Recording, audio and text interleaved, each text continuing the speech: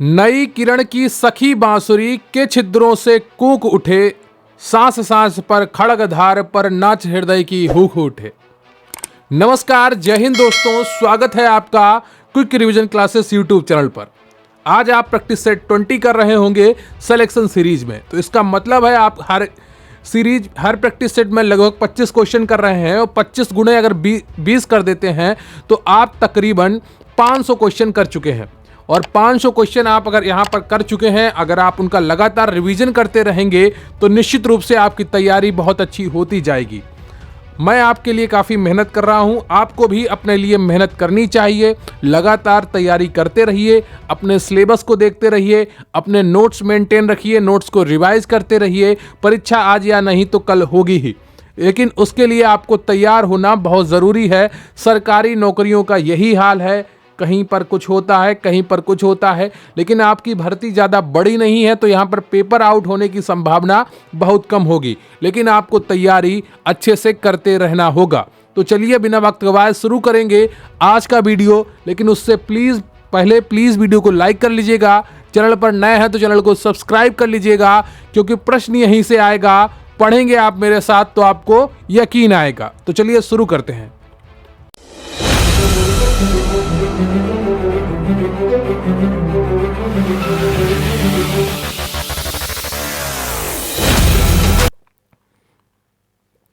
अगर आप प्रतिज्ञा मॉक टेस्ट बैच से जुड़ना चाहते हैं तो इसकी मात्र फीस 370 रुपए है। व्हाट्सएप नंबर 94 533 66 279 पर आप मैसेज करके इस बैच से जुड़ सकते हैं। इसका लिंक आपको डिस्क्रिप्शन बॉक्स में भी मिल जाएगा। इसमें आपको मिलेंगे 30 से 40 मॉक टेस्ट पीडीएफ और उनके सोल्यूशन, और special quick revision PDF notes भी आपको प्रोवाइड किए जाएंगे। इसके अलावा और भी बहुत कुछ आपको मिलेगा। तो मात्र 370 रुपए में आप इस बैच से जुड़ सकते हैं। Pratigya mock test batch 94 533 66 279 WhatsApp number पर प्रतिज्ञा लिखकर भेजेंगे तो आपको पूरी जानकारी प्रोवाइड करा दी जाएगी। आज का आपका पहला प्रश्न है, जीवन सारणी लाइफ टेबल का निर्माण रिक्त स्थान की मदद से किया जाता है। बताइएगा, जीवन सारणी लाइफ टेबल का निर्माण रिक्त स्थान की मदद से किया जाता है। ए आयु लिंग पिरामिड, बी आयु विशिष्ट मृत्यु दर, सी अपरिकृत मृत्यु दर, डी शिशु मृत्यु दर। बताइएगा इनमें से कौन सा ऑप्शन आपका सही है। जीवन सारणी लाइफ टेबल का निर्माण रिक्त स्थान की मदद से किया जाता है। ए आयु लिंग पिरामिड, बी आयु विशिष्ट मृत्यु दर, सी अपरिकृत मृत्यु दर, डी शिशु मृत्यु दर। बताइएगा इनमें से कौन सा ऑप्शन आपका सही है। तो इसका सही उत्तर है आपका बी ऑप्शन, आयु विशिष्ट मृत्यु दर। अगला प्रश्न है आपका, भारत में दोहरी रिपोर्टिंग प्रणाली की पद्धति विज्ञान का संबंध है। बताइएगा, भारत में दोहरी रिपोर्टिंग प्रणाली के पद्धति विज्ञान का संबंध है। ए राष्ट्रीय प्रतिदर्श सर्वेक्षण से, बी जनगणना से, सी प्रतिदर्श पंजीकरण प्रणाली से, डी महत्वपूर्ण पंजीकरण प्रणाली से। बताइएगा, भारत में दोहरी रिपोर्टिंग प्रणाली के पद्धति विज्ञान का संबंध है राष्ट्रीय प्रतिदर्श सर्वेक्षण से, जनगणना से, प्रतिदर्श पंजीकरण प्रणाली से, डी महत्वपूर्ण पंजीकरण प्रणाली से। बताइएगा दूसरे का कौन सा ऑप्शन आपका सही हो जाएगा। तो दूसरे का सी ऑप्शन आपका सही है, प्रतिदर्श पंजीकरण प्रणाली से। अगला प्रश्न है आपका, अपने देश में विभिन्न कारणों से उच्च स्तरीय मृत्यु दर के सांख्यिकी प्रभाव के संदर्भ में मिसिंग वुमेन की संकल्पना का प्रतिपादन निम्नलिखित में से किसने किया है। यहां पर मिसिंग वुमेन होगा, ठीक है। ए अमर्त्य सेन ने, बी आशीष बोस ने, सी प्रवीण विसारिया ने, डी जे आर रेले ने। बताइएगा इनमें से कौन सा ऑप्शन आपका सही हो जाएगा। अपने देश में विभिन्न कारणों से उच्च स्त्री मृत्यु दर के सांख्यिकी प्रभाव के संदर्भ में मिसिंग वुमेन की संकल्पना का प्रतिपादन निम्नलिखित में से किसने किया था। एबीसीडी में आपका कौन सा ऑप्शन सही हो जाएगा तीसरे का। तो इसका सही उत्तर है आपका ए ऑप्शन, यानी कि अमर्त्य सेन। अगला प्रश्न है आपका, वह विज्ञान जो वृद्धावस्था की जनसंख्या का अध्ययन करता है कहलाता है। Genealogy, social biology, social work या जेरेनोटोलॉजी। बताइएगा, वह विज्ञान जो वृद्धावस्था की जनसंख्या का अध्ययन करता है क्या कहलाता है। ए जीनियोलॉजी, बी सोशल बायोलॉजी, सी सोशल वर्क, डी है जेरेनोटोलॉजी। बताइएगा ABCD में या आबा सादा में कौन सा ऑप्शन आपका सही हो जाएगा? तो इसका सही उत्तर हो जाएगा आपका डी ऑप्शन, जेनेटोलॉजी। क्लियर आपको? अगला प्रश्न है आपका, उत्तर प्रदेश के किस जिले में जनसंख्या की दशकीय वृद्धि दर सर्वाधिक है? ए ऑप्शन है आपका लखनऊ, बी है कानपुर, सी है गौतम बुद्ध नगर और डी है आपका सिद्धार्थ नगर। बताइएगा इनमें से कौन सा ऑप्शन आपका सही हो जाएगा? उत्तर प्रदेश के किस जिले में जनसंख्या की दशकीय वृद्धि दर सर्वाधिक है? ए लखनऊ, बी कानपुर, सी गौतम बुद्ध नगर और डी है आपका सिद्धार्थ नगर। पांचवें का आपका कौन सा ऑप्शन सही हो जाएगा, ये आपको बताना है। तो इसका सही उत्तर है आपका सी ऑप्शन, गौतम बुद्ध नगर। क्लियर है आपको? अगला प्रश्न है आपका, भारत में जनसंख्या अधिक का निम्न में कौन सा कारण है? ए बेरोजगारी, बी निम्न जीवन स्तर, सी जनसंख्या में असाधारण वृद्धि और डी है आपका उपर्युक्त सभी। भारत में जनसंख्या अधिक का निम्न में कौन सा कारण है? बेरोजगारी, निम्न जीवन स्तर, सी जनसंख्या में असाधारण वृद्धि और डी है आपका उपर्युक्त सभी। तो छठे का जो सही ऑप्शन है आपका वो डी हो जाएगा, उपर्युक्त सभी। क्लियर है आपको? अगला प्रश्न है आपका, शरीर के लिए ऊर्जा का सबसे संघनित स्रोत है? वसा, प्रोटीन, कार्बोहाइड्रेट, अल्कोहल। बताइएगा शरीर के लिए ऊर्जा का सबसे संघनित स्रोत है वसा, प्रोटीन, कार्बोहाइड्रेट, अल्कोहल। ABCD में आपका कौन सा ऑप्शन सही हो जाएगा, ये आपको बताना है। तो इसका सही उत्तर है आपका ए ऑप्शन, वसा। अगला प्रश्न है आपका, निम्नलिखित कथनों पर विचार कीजिए। भारी शरीर वाले व्यक्तियों की आधारीय चयापचय दर हल्के शरीर की तुलना में अधिक होती है, या दूसरा ऑप्शन, हल्के शरीर वाले व्यक्तियों की प्रति इकाई शरीर भार आधारीय चयापचय दर से अधिक होती है। ए ऑप्शन है आपका केवल एक, बी ऑप्शन है केवल दो, सी ऑप्शन है उपर्युक्त दोनों और डी ऑप्शन है उपर्युक्त दोनों में से कोई नहीं। बताइएगा भारी शरीर वाले व्यक्तियों की आधारीय चयापचय दर हल्के शरीर की तुलना में अधिक होती है, या हल्के शरीर वाले व्यक्तियों की प्रति इकाई शरीर भार की आधारीय चयापचय दर अधिक होती है। तो दूसरे आठवें का आपका कौन सा ऑप्शन सही हो जाएगा, ये आपको बताना है। तो उसका सही ऑप्शन है आपका सी, उपर्युक्त दोनों। क्लियर है आपको? ये भी सही है और ये भी सही है। अगला प्रश्न है आपका, हृदय गति, श्वसन, गुर्दे के कार्यों आदि को बनाए रखने के लिए आवश्यक न्यूनतम ऊर्जा क्या कहलाती है? बताइएगा हृदय गति, श्वसन, गुर्दे कार्यों को आदि को बनाए रखने के लिए आवश्यक न्यूनतम ऊर्जा क्या कहलाती है? ए है आपका आधारीय चयापचय दर, बी है ATP, सी है संचित ऊर्जा और डी है आपका ADP। बताइएगा 90 का कौन सा ऑप्शन आपका सही हो जाएगा?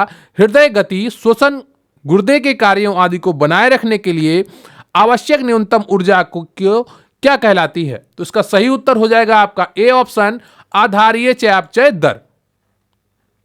अगला प्रश्न है आपका, शरीर में वसा की अतिरिक्त मात्रा कहां संचित रहती है?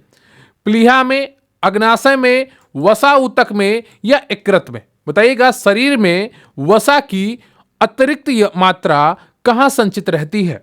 10वें का आपका कौन सा ऑप्शन सही हो जाएगा? तो इसका सी ऑप्शन सही है, वसा ऊतक में। क्लियर आपको? अगला प्रश्न है आपका, भोजन के पोषक तत्वों से अवशोषित ऊर्जा की मात्रा निम्न में से किसके द्वारा मापी जा सकती है? बताइएगा भोजन के पोषक तत्वों से अवशोषित ऊर्जा की मात्रा निम्न में से किसके द्वारा मापी जा सकती है? ए एट वाटर वैट फैक्टर, बी वेंडिक्ट oxy calorimeter, C bomb calorimeter, D उपर्युक्त सभी। बताइएगा इनमें से कौन सा ऑप्शन आपका सही है? भोजन के पोषक तत्वों से अवशोषित ऊर्जा की मात्रा निम्न में से किसके द्वारा मापी जा सकती है? तो 11वें का आपका जो सही ऑप्शन है वो है डी, उपर्युक्त सभी। अगला प्रश्न है आपका, वह मच्छर जो पानी के अप्राकृतिक संग्रहों में अधिकतर पैदा होते हैं, कौन सा मच्छर है जो पानी के अप्राकृतिक संग्रहों में, जो प्राणी के नेचुरल जो संग्रह है यानी कि जहां पर पानी इकट्ठा होता है, तो जो नहीं है, वो नेचुरल नहीं है, वहाँ पर अधिकतर पैदा होते हैं। यानी कि जैसे आप कूलर में पानी भर देते हैं, किसी बाल्टी में पानी भरकर रख देते हैं बहुत दिनों तक, या किसी टब में छत पर पानी भर के रख देते हैं, या छत पे ऐसे सामान खुले रख देते हैं जिनमें पानी भरकर रुक जाता है, तो इन सब चीज़ों में कौन मच्छर अधिक पैदा होते हैं। वो मच्छर कौन सा है ये आपको बताना है 12वें में। तो वो मच्छर है एडीज। तो एडीज मच्छर से कौन सी बीमारी होती है ये आपको कमेंट बॉक्स में आज बताना है। यही आज का आपका प्रश्न है। अगला प्रश्न है आपका, टाइफाइड बीमारी का पता लगाने के लिए कौन सा टेस्ट किया जाता है? बताइएगा, टाइफाइड बीमारी का पता लगाने के लिए कौन सा टेस्ट किया जाता है? ए मिलॉर्ड टेस्ट, बी कहन टेस्ट, सी मेंटॉक्स टेस्ट, डी विडॉल टेस्ट।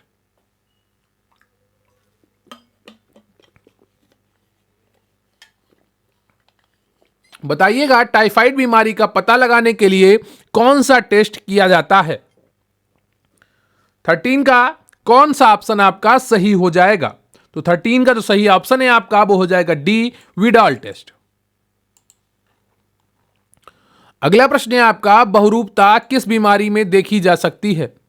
ए डेंगू बुखार, बी टाइफाइड बुखार, सी छोटी चेचक, डी रुबेला। बताइएगा, बहुरूपता किस बीमारी में देखी जा सकती है? तो इसका सही उत्तर हो जाएगा आपका छोटी चेचक, सी ऑप्शन छोटी चेचक। अगला प्रश्न है आपका, निम्न में से कौन सा रक्त जनित रोग है? Hepatitis E, hepatitis A, hepatitis C या उपयुक्त सभी? बताइएगा, निम्न में से कौन सा रक्त जनित रोग है? इसका सही उत्तर क्या हो जाएगा 14वें प्रश्न का? तो इसका सही उत्तर है आपका C option hepatitis C. Clear आपको? अगला प्रश्न है आपका, जापानी इंसेफ्लाइटिस का अन्य नाम क्या है? जेई, मस्तिष्क बुखार, जापानी मस्तिष्क कोप या उपयुक्त सभी? बताइएगा, जापानी इंसेफ्लाइटिस का अन्य नाम क्या है? 15वें का कौन सा ऑप्शन सही हो जाएगा? ये उत्तर प्रदेश के पूर्वी क्षेत्र में काफ़ी हद तक फैला था, पूर्वी उत्तरी क्षेत्र में, जो आपका गोरखपुर का इलाका आता है। इस इलाके में जापानी इंसेफ्लाइटिस से बहुत ही ज़्यादा नवजात शिशुओं की मृत्यु हो जाती थी, लेकिन वर्तमान समय में इस पर काफ़ी रोक पा ली गई है। तो बताइएगा, कौन सा ऑप्शन आपका सही हो जाएगा 15वें का? तो 15वें का डी ऑप्शन बिल्कुल सही है। ये इन सभी नामों से जाना जाता है। एक बार तो मुझे भी मस्तिष्क बुखार हो गया था, समझ रहे? तो जेई मस्तिष्क बुखार, जापानी मस्तिष्क कोप या उपयुक्त सभी। अगला प्रश्न है आपका, भारत में सर्वप्रथम टीकाकरण कार्यक्रम किस वर्ष प्रारंभ हुआ? 1975 में, 1970 में, 1985 में या 1978 में? बताइएगा, भारत में सर्वप्रथम टीकाकरण कार्यक्रम किस वर्ष प्रारंभ हुआ था? 16वें का आपका कौन सा ऑप्शन सही हो जाएगा ये आपको बताना है। तो इसका सही उत्तर हो जाएगा प्रथम बार, सर्वप्रथम 1978 में टीकाकरण कार्यक्रम प्रारंभ हुआ था। अगला प्रश्न है आपका, भारत में टीकाकरण किस मंत्रालय द्वारा प्रारंभ किया गया? बताइएगा, भारत में टीकाकरण किस मंत्रालय द्वारा प्रारंभ किया गया? और प्लीज वीडियो को लाइक कर लीजिएगा, चैनल पर नए हैं तो चैनल को सब्सक्राइब कर लीजिएगा। तैयारी करते रहिए, बिल्कुल भी घबराइए नहीं। 2 से 3 घंटे डेली मुख्य सेविका का पढ़ते रहिए। अगर आपने कोई और फॉर्म भरा है केवीएस का या टेट सुपर टेट की भी तैयारी करना चाहते हैं, साथ में पुलिस की तैयारी करना चाहते हैं, तो उनकी भी तैयारी करते रहिए। वीडियो का एग्जाम आपका लगा होगा। बाकी समय में आप अपने 2 एग्जाम हमेशा चुनकर रखिए और उनकी तैयारी हमेशा करते रहिए। क्लियर है आपको? तो अगला प्रश्न है आपका, भारत में टीकाकरण किस मंत्रालय द्वारा प्रारंभ किया गया? ए महिला एवं बाल विकास मंत्रालय, बी स्वास्थ्य और परिवार कल्याण मंत्रालय, सी सार्वभौमिक टीकाकरण मंत्रालय और डी ऑप्शन है आपका उपयुक्त सभी। 17वें का कौन सा ऑप्शन आपका सही हो जाएगा ये आपको बताना है। तो 17वें का बी ऑप्शन आपका सही है, स्वास्थ्य और परिवार कल्याण मंत्रालय। अगला प्रश्न है आपका, पेंटावायलेट वैक्सीन किन रोगों से बचाता है? मीजल्स, पोलियो, पर्टूसिस, दूसरा है एनीमिया, मस्तिष्क ज्वर, यक्षमा, तीसरा है haemophilus influenza type B, tetanus, और चौथा है आपका डिप्थीरिया, काली खांसी, हेपेटाइटिस बी। बताइएगा, पेंटावायलेट वैक्सीन किन रोगों से बचाता है? 18वें का कौन सा ऑप्शन आपका सही हो जाएगा? तो 18वें का आपका सी ऑप्शन सही हो जाएगा, 3, 4। ठीक है, 3, 4 में कौन कौन सी हैं? Haemophilus influenza type B, tetanus, diphtheria, काली खांसी, हेपेटाइटिस बी। क्लियर है आपको? अगला प्रश्न है आपका, भारत में सार्वभौमिक टीकाकरण कार्यक्रम किस वर्ष प्रारंभ किया गया था? 1980 में, 1985 में, 1978 में या 1982 में? बताइएगा, भारत में सार्वभौमिक टीकाकरण कार्यक्रम किस वर्ष प्रारंभ किया गया था? 19 का कौन सा ऑप्शन आपका सही हो जाएगा? तो 19 का आपका बा ऑप्शन बिल्कुल सही है, 1985 में शुरू किया गया था। अगला प्रश्न है आपका, खसरे की दूसरी खुराक शिशु को जन्म के कितने दिन बाद दिया जाता है? 16 से 24 माह के मध्य, 24 से 48 माह के मध्य, 10 से 12 माह के मध्य या 9 से 14 माह के मध्य? बताइएगा, खसरे की दूसरी खुराक शिशु को जन्म के कितने दिन बाद दी जाती है? 20 का आपका कौन सा ऑप्शन सही जाएगा? तो 20 का आपका ए ऑप्शन सही है, 16 से 24 माह के मध्य। अगला प्रश्न है आपका, हेपेटाइटिस बी का टीका कहां लगाया जाता है? दाएं पैर के ऊपरी भाग में, दाईं हाथ में, जांघ के मध्य या उपयुक्त सभी? बताइएगा, हेपेटाइटिस बी का टीका कहां लगाया जाता है? 21 का कौन सा ऑप्शन आपका सही हो जाएगा? जल्दी से बताइएगा, 21 का आपका कौन सा ऑप्शन सही हो जाएगा?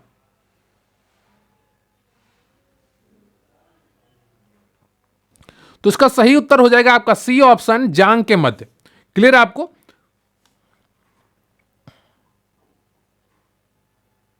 जो बड़ी मांसपेशियां होती हैं वहां पर ही यह टीका लगाया जाता है, तो उसका सी ऑप्शन आपका सही हो जाएगा। अगला प्रश्न है आपका, संपूर्ण भारत में पल्स पोलियो कार्यक्रम कब शुरू किया गया? 1993 में, 1995 में, 1990 में या 1992 में? बताइएगा, संपूर्ण भारत में पल्स पोलियो कार्यक्रम कब शुरू किया गया? 22 का आपका कौन सा ऑप्शन सही हो जाएगा? तो 22 का आपका बा ऑप्शन बिल्कुल सही है, 1995 में। अगला प्रश्न है आपका, निम्नलिखित में से किस समाजशास्त्री ने यह माना है कि प्रौद्योगिकी प्रत्यक्ष रूप से सामाजिक परिवर्तन का कारण है? बेवलन, कोजर, एंथनी गिंडेस या उपयुक्त में से कोई नहीं? बताइएगा, निम्नलिखित में से किस समाजशास्त्री ने यह माना है कि प्रौद्योगिकी प्रत्यक्ष रूप से सामाजिक परिवर्तन का कारण है? 23 का आपका कौन सा ऑप्शन सही हो जाएगा? तो 23 का आपका ए ऑप्शन सही है, आप बेवलन ने। क्लियर आपको? अगला प्रश्न है आपका, वह समाजशास्त्री जिसने सामाजिक परिवर्तन की विशेषताएं आधुनिक समाज को ध्यान में रखते हुए बताई हैं? ए हरवर्न स्पेंसर, बी के डेविस, सी बिलवर्ट ई मोर, डी उपयुक्त में से कोई नहीं? बताइएगा, वह समाजशास्त्री जिसने सामाजिक परिवर्तन की विशेषताएं आधुनिक समाज को ध्यान में रखते हुए बताई हैं। 24 का आपका कौन सा ऑप्शन सही हो जाएगा, यह आपको बताना है, सा बिलवर्ट ई मोर। क्लियर आपको? अगला प्रश्न है आपका, सांस्कृतिक विलंबना के सिद्धांत का प्रतिपादक कौन है? बताइएगा, सांस्कृतिक विलंबना के सिद्धांत का प्रतिपादक कौन है? ए बेवर, बी डेहरडॉर्फ, सी स्पेंगलर, डी आगबर्न? बताइएगा, इनमें से कौन सा ऑप्शन आपका सही हो जाएगा? सांस्कृतिक विलंबना के सिद्धांत का प्रतिपादक कौन है 25 का? तो इसका सही है आपका डी ऑप्शन, आगबर्न। क्लियर आपको? अगला प्रश्न है आपका, सोरोकिन के सामाजिक परिवर्तन के सिद्धांत का प्रथम आधार क्या है? सांस्कृतिक चेतना, उतार चढ़ाव की धारणा, धर्म या दर्शन? बताइएगा, इनमें से कौन सा ऑप्शन आपका सही है? सोरोकिन के सामाजिक परिवर्तन के सिद्धांत का प्रथम आधार क्या है? 26 का आपका कौन सा ऑप्शन सही है? तो 26 का आपका बा ऑप्शन सही है, उतार चढ़ाव की धारणा। क्लियर आपको? तो ये रहा आपका पूरा प्रैक्टिस सेट नंबर 20। उम्मीद करता हूं आपने पूरी ईमानदारी के साथ एक एक प्रश्न को देखा होगा और समझा होगा। तो कमेंट करके जरूर बताइएगा कि आज के 26 प्रश्नों में से आपके कुल कितने प्रश्न सही हुए। मुझे आपके कमेंट्स का इंतजार रहेगा। देखिए, लगातार तैयारी करते रहिए।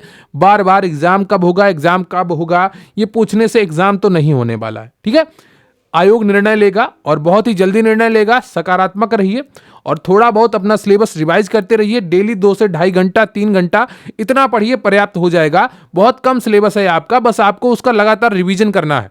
ज़्यादा कुछ करने की आवश्यकता नहीं है। जो नोट्स आपको प्रोवाइड कराए गए हैं, जो PDF आपको प्रोवाइड कराई गई हैं, चाहे आप गरिमा बैच से जुड़े रहे हो या प्रतिज्ञा बैच से, आप उन सभी PDFs को लगातार रिवीजन करते रहिए। एक PDF मैंने सामाजिक परिवर्तन की प्रोवाइड कराई है, उसको काफी अच्छे से पढ़ लीजिए और एक एक चीज को अच्छे से समझ लीजिए। क्लियर है आपको? तो बहुत बहुत धन्यवाद आपका। Thank you very much. जय हिंद, जय भारत। प्लीज वीडियो को लाइक कर लीजिएगा। चैनल पर नए हैं तो चैनल को सब्सक्राइब कर लीजिएगा।